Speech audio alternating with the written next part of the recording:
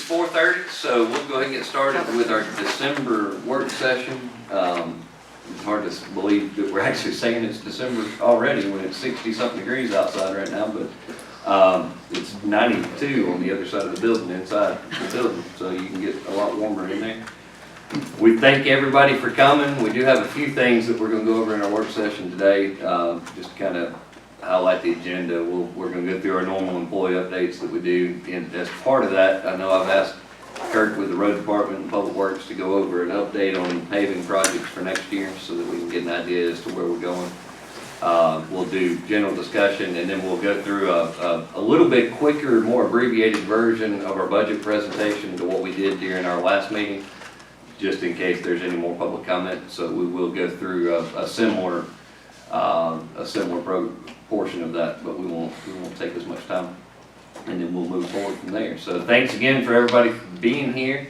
And since I know I've asked Kirk to prepare a little bit on specifically on road paving, I'll get you to go ahead and start if you don't mind on the updates. I will. We've got a rather busy paving plan for next year.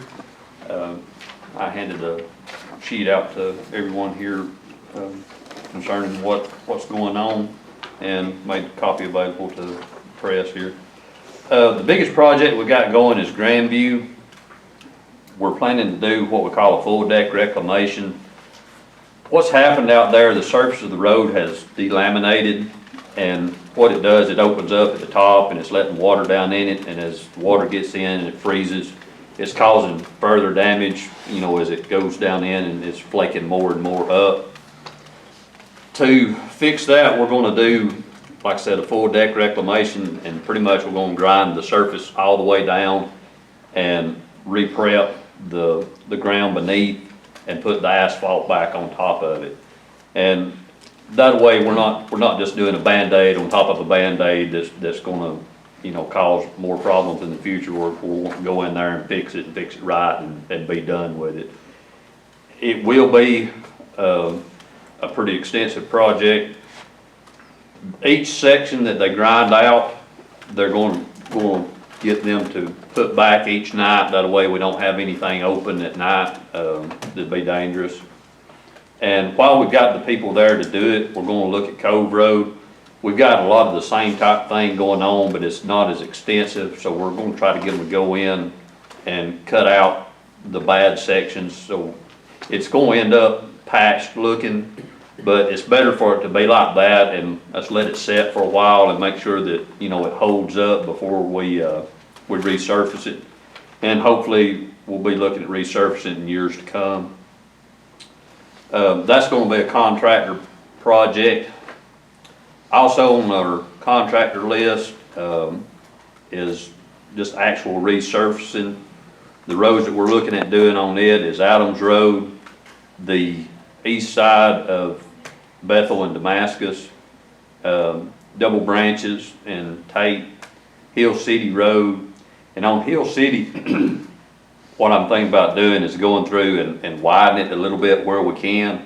And now we're not talking, you know, 2 or 3 feet. We're just talking a few inches here and there, but it'll make the road safer if we got a little bit more asphalt and a little bit better shoulders, but we're not going to go taking anybody's property.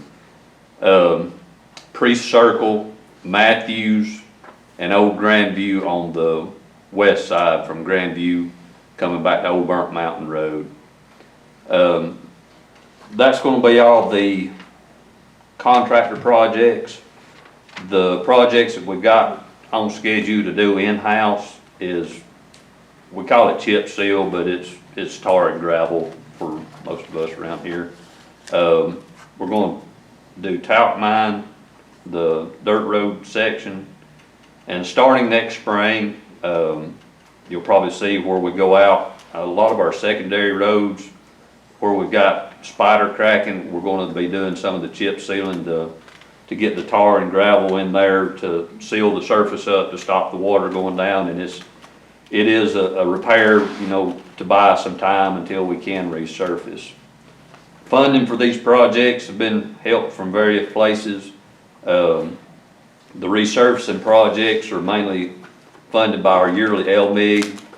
The dam section of Grandview we received a special LMIG from the state to help with the resurfacing of that particular section. And the rest is from our SPOS funds and our 1% sales tax. The only reason I can see that, we might change plans from what we've got laid out, we're going to, of course, bid it out, and, if the bids come in too high, we may have to tweak. I know materials and all just went through the roof, but as long as everything kind of stays where we've got it estimated at, I don't see any problem with that. But, barring that, that's what our plan is for next year. Do y'all have any questions? That's all I got. I know it's a big undertaking, there's a lot that's gonna go. The Grandview Project is one we'd hope that a grant would be able to fund the whole thing through an LMIG grant that we had put in for last year. And they funded a portion of it, but since they didn't fund the entire thing, we added it as a SPOS project for next year. And is it 8 miles long, is that correct? 5.5. That one's 5.5, so it's a pretty extensive stretch of road to pave and mill out, so that should be good. Thank you. I think y'all are doing a great job. Since Philip's sitting next to you, Hey, buddy. we'll get an update on the water side of things. If you don't mind. We've just been setting meters and trying to keep keep water going, flowing in the pipes. Thank goodness, I ain't gonna say nothing, but, we've been quiet here lately. And we're still averaging 6 to 8 meters a week. Have been all year long. I think we're about 150, 160 now. And still got 4 weeks of December left, so probably add another 10 or 15 to that. We do got a couple developments that's been talked about. We got a couple that's starting, the minor subdivisions, nothing major. Just trying to get everything done up on Johns Mountain, or 136. We're about done. We should have it completed next week. We've had to pull off it for a while to get caught up on everything else. People taking vacations and whatnot, so that's about it on my side. I've been quiet this month. Kurt got me beat. I will say, I talked to Justin, he had to leave just a little ago. Justin's, as far as the status on the grant request for both the road projects and the water projects, shows it's pending a committee review that's probably gonna take place once the general legislature reconvenes in January. They've got a large committee made up that's gonna be kind of designating where a lot of that goes. We don't know the exact dates on when they're gonna do it, but they are moving forward, and he's checking the updates on that just in case they need additional supplemental information, but. We're hoping that approval rate is about 100%. Yeah. Those grants, depending on how they do it, and they're trying to just come up with how they're gonna break down what comes to which counties, because there's a lot of federal money that came to the state that they're gonna spread out to counties. And Rick Jasper spoke yesterday at the Rotary Club, and he kind of touched on that being one of their biggest projects, is trying to look at the requests from all the counties, see how far, how far it will go in terms of what they have sitting in the bank as to how they're going to spread it out. So Yeah. that's the committee that we're waiting for it to go through right now. But they sounded like in January they'll be moving it to the next phase, so we'll know Maybe early we'll- next year what that one's got. Any questions on the water side? Mr. Woodard, you're sitting right beside him, so we'll just keep on coming Just around. come on in line. Just keep working our way through. Well, this is our first year that we've actually been at the new site for the recycle center, and everything that we projected to do, we've done plus a lot more. We started out with like 6 employees, we're now with 11 there, full-time running. We hit 1 million pounds about a month and a half ago, now we're almost at about 2.5, or not 2.5, but 1.25, 2.5. about 1,200,000. So we've actually started recycling a lot of product this year. And more people are getting more and more educated, which is the big thing. We've got a set of flyers we're fixing it out in the newspaper this next week or so everybody in the whole county will understand what's going on there, what we're taking.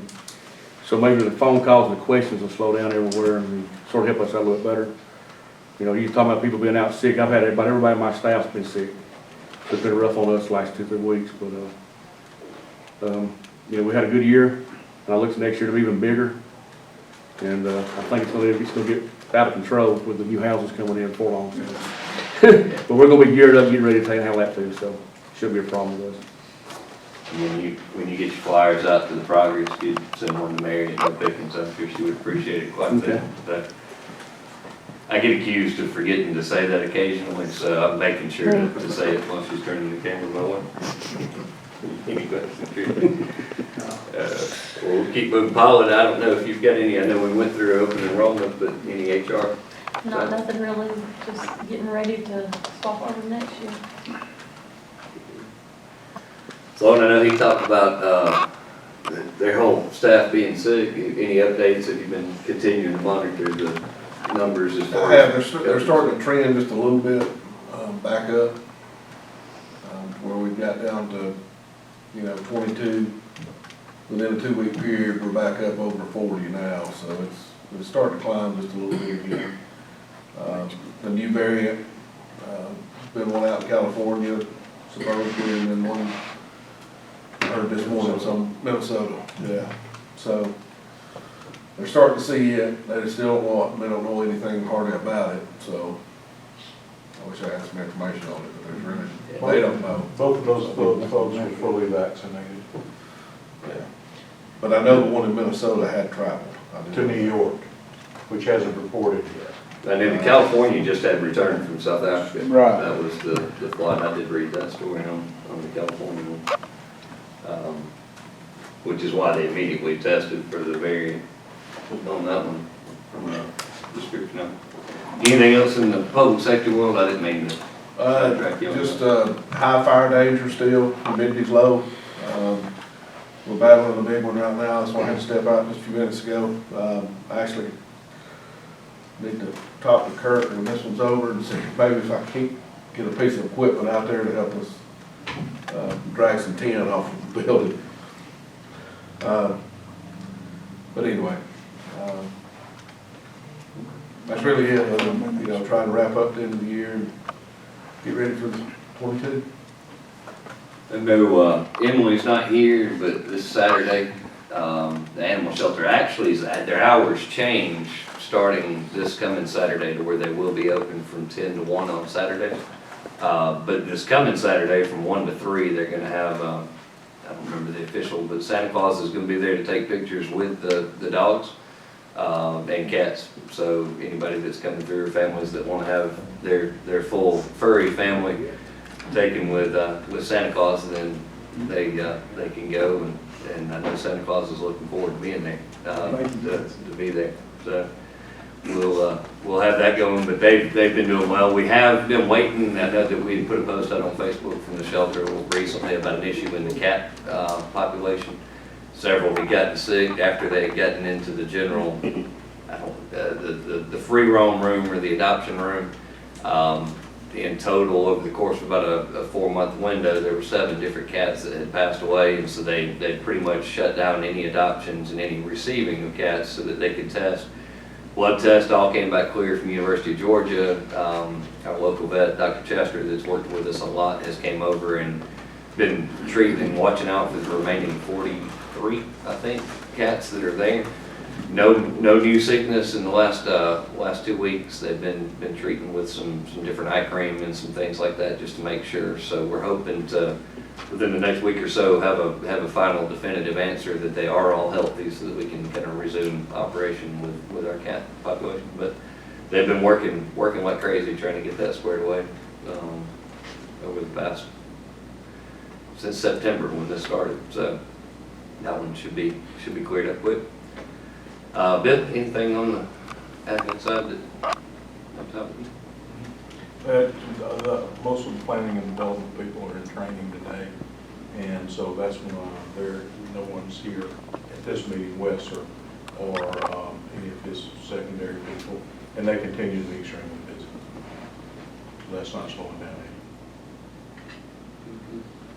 Mark, over in the EMA world, I know we've got to see several emails here recently on the fire danger. I appreciate you that on social media. Yep, began to put out some information about that since it is definitely a serious problem right now with the dry weather and low humidity and lack of rain. Also, we've had Philip has handed me several checks to turn in for reimbursements from previous disaster declarations. So we've received quite a bit of money from that, reimbursements from prior expenditures, and expecting more coming. Philip told me just a little while ago that he has signed 2 more, and that's another expected over $100,000 coming back from a previous damaged disaster declaration.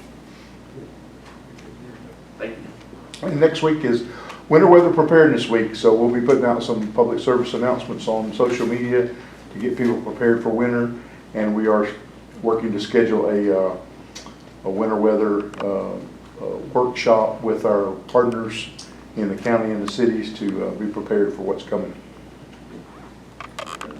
Be a good time. I think that in talking to the city, they've got new leadership at their city police department, and I know they've got a fire chief that's retiring, so they're going to have some new leadership coming in there. So the more we can start training with both of us and get ready, because it's not if, it's when we have a winter storm, and the more we're ready to activate together, the better we can serve.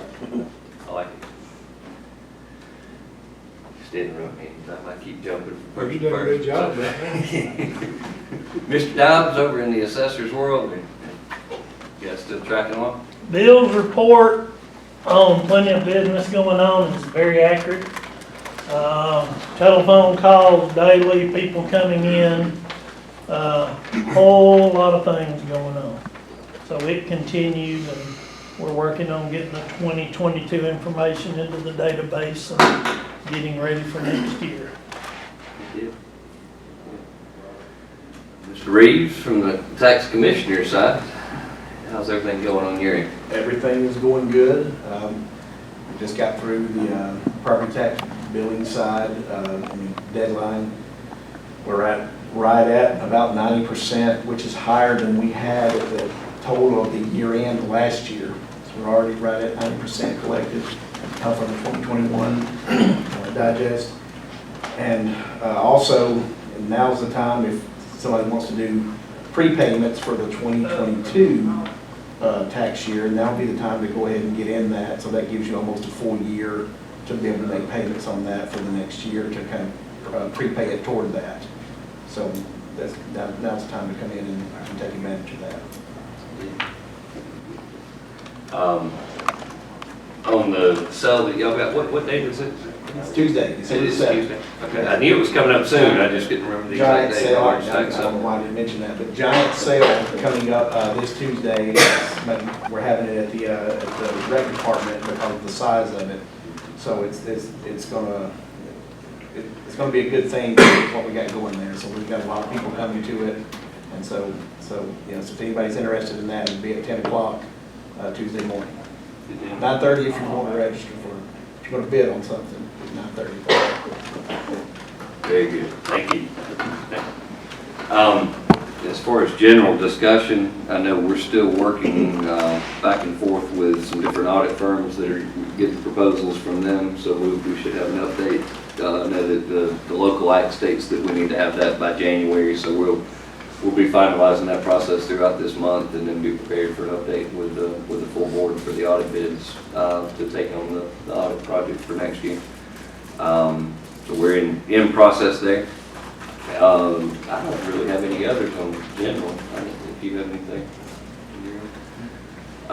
Gonna go through it, mentioned in audit, we're gonna go through a highlighted version of the budget process. I know if you were here at our last meeting 2 weeks ago, we did a pretty detailed list. I know it's posted on No Pickens, it's on their site, and there was a great article in the progress that kind of detailed and covered that as well.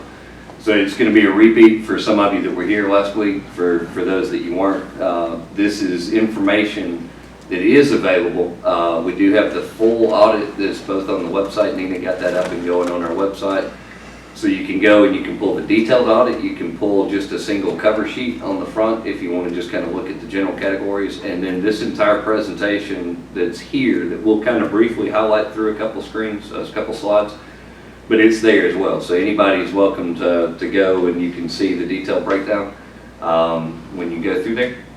And I'm just going to go through and kind of give the highlighted glance points, and then if you have comments or questions when we finish, feel free to ask them. I know that it kind of reverses in the way that we do in a work session. We want to make sure. First, it just kind of details how the budget officer is defined by our local act, that the chairperson of the board is to serve as the budget governing, the budget officer, and that's actually broken down in state code as well. So it's to define why I'm the one presenting this information to you. The priorities for our 2022 budget is to minimize costs while improving services. Hopefully that's always government's role. To establish a solid foundation for growth, effective operations, and long-term planning, and to provide a COLA that enables our dedicated public servants to keep pace with the rising prices and residuals of services. So in order to try to be able to provide a cost of living adjustment that's fair in the market, obviously with the way this market's gone crazy, there's no amount we could give that's probably going to match what would be needed, but we're going to do it to try to give all that we can to our employees.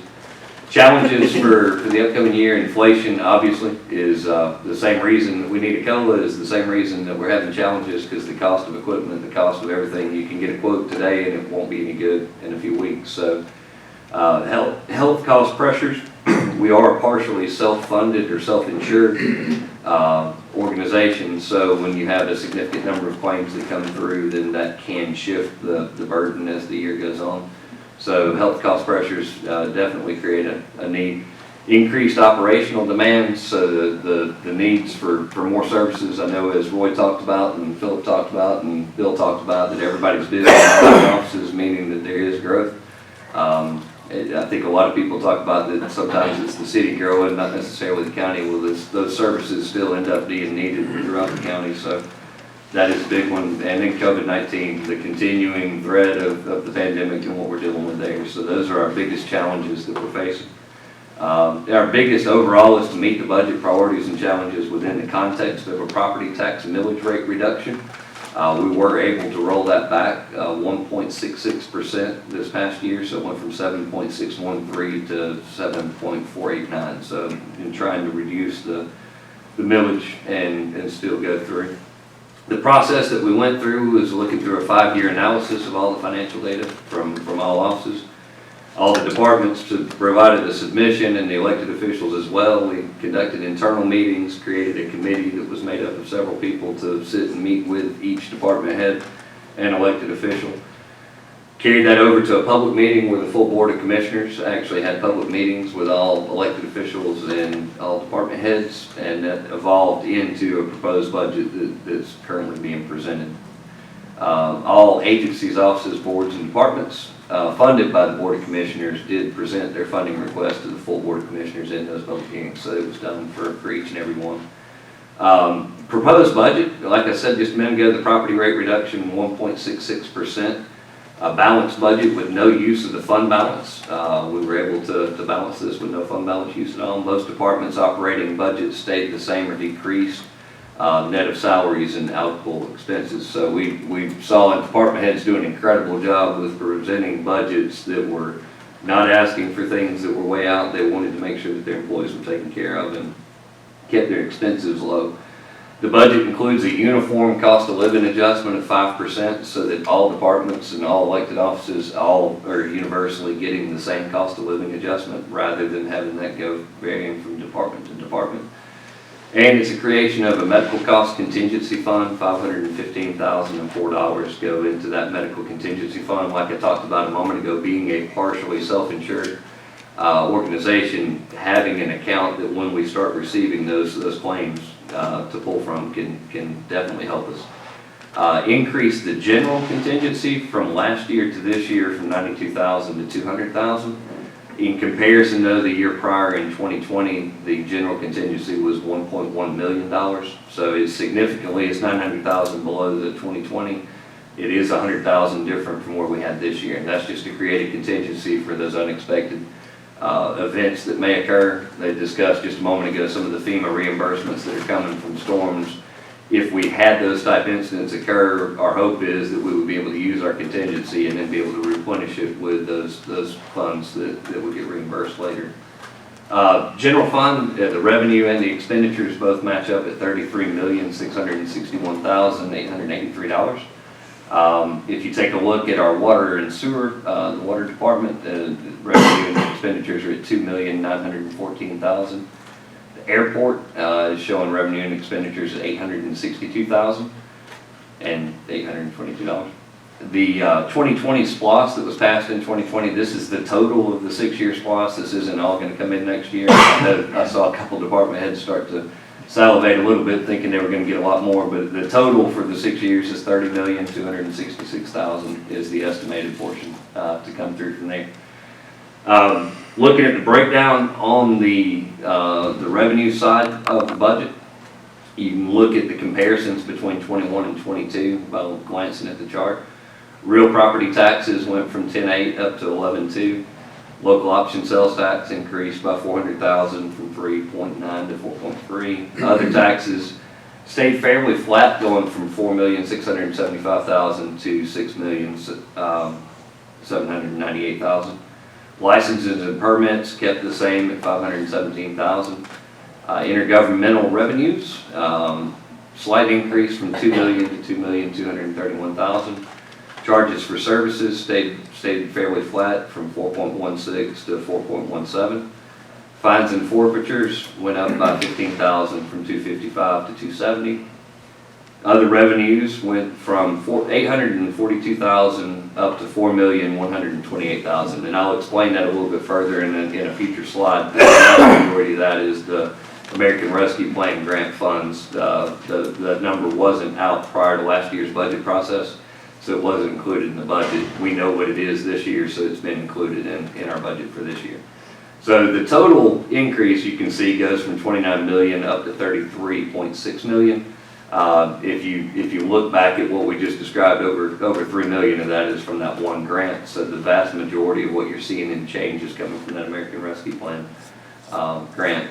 Here it is broke down in percentages for revenue. You can see property taxes 33.41%, local option sales tax is 12.77%, other taxes is 20.19%, and then it breaks down over into the permits, intergovernmental services, and other revenue as well. So you can kind of see that full breakdown. Looking at the proposed budget on the expenditure side, the general budget on the expenditures, you can see a difference from 21 from 4 million up to 22 to 8.2 million. That is the American Rescue Plan funds, new insurance cost, and new contingencies that account for $3.87 million of that increase. It's the reason that number changes. If we're going to show the revenue increase on that American Rescue Plan grant by 3 million, we've got to show the expenditures and where that money is going to be going. So that's got that included. Another thing to point out on this particular screen as far as changes is on Public Works. You can see it goes from 3.867 up to 4.595. That is the LMIG funded projects that account for $831,000. When you described the road paving project list a moment ago, we not only had our standard grant that you get annually, we do have an emergency for the dam portion of Grandview Road. That's the AM dam portion of Grandview Road. So you can see those were the significant changes on the expenditure side, showing that it did go from 29 million up to 33.6 million as well. Looking at that from a percentage standpoint, 43.1% goes to public safety, 13.65 goes to public works. You've got the general government has 24%, judicial has 11.94, and then you can see parks and rec, health and wellness, and housing and development making up the difference in what's there. If we look at the county personnel, current county personnel is 311 full-time employees, 57 part-time employees, and 11 of those are open positions. Right now we do have 11 opens. The 2022 budget does have a new position, one part-time for recreation, for parks and recreation, and a replacement for fire chief when we promoted Mr. Elrod to director of public safety. That'll be filled probably second quarter. We're looking at trying to target the second quarter of 2022 as to when we fill that position, once we've defined how we're gonna reach out for that. That does exclude seasonal and temporary employees, so it does not have your scorekeepers and your referees for ball games in there. If you look at the proprietary funds and the breakdown of those, the water and sewer shows a revenue line item of 2.9 million. That's broken down 400,000 into admin expenses, 2.5 million. It goes to operational expenses, totaling that 2.9. Over on the airport side, 862,000 is the revenue, all going toward operational expenses to keep the revenue, to keep the airport functional and moving forward. The capital projects, this just kind of gives you a breakdown as to where those funds are allocated. This was voted on in a referendum by the public. This isn't something that's changed year to year. It was voted on for the entire 6-year SPLOST. The projected total is 37 million. If you look at how that's broke down, roads, projects, and facilities is 16.0395. Parks and Recreations, 3.7. Enterprise Fund debt is 3.496. Public Safety, which is fire and EMS, 2.96. Public Safety, the sheriff is 2.96. Water and sewer facilities is 1.110. Now, the water and sewer facilities was pretty specific as to exactly where that could be utilized. It could be utilized on lines for additional water, but it couldn't be used on equipment. So there's some pretty specific breakdown on where that had to go. The city's portion of the SPLOST, that's both, or not both, all three, Jasper, Nelson, and Talking Rock. When that referendum was passed, the city's portion is 6.734 million. So that's how that breaks down to kind of show that one. As we're closing out 2021, a couple of highlights we wanted to point out. One is the utilization of the TAN note, the tax anticipation note. In 2021, we've utilized 500,000. That was all that was borrowed for 2021. You can take a look in 2020, it was 4.5 million. So due to a tremendous effort by all of our department heads, the good fortune of the American Rescue Plan funds coming in as they did, and all the work that everybody's been doing to try to manage this money very, very thoroughly, we were able to reduce that by $4 million from one year to the next. Most departments are operating under budget. Reference your expenditures. You've still got 4 more weeks to go for all the department heads that are here. So the more you can really keep doing that, the better it will be.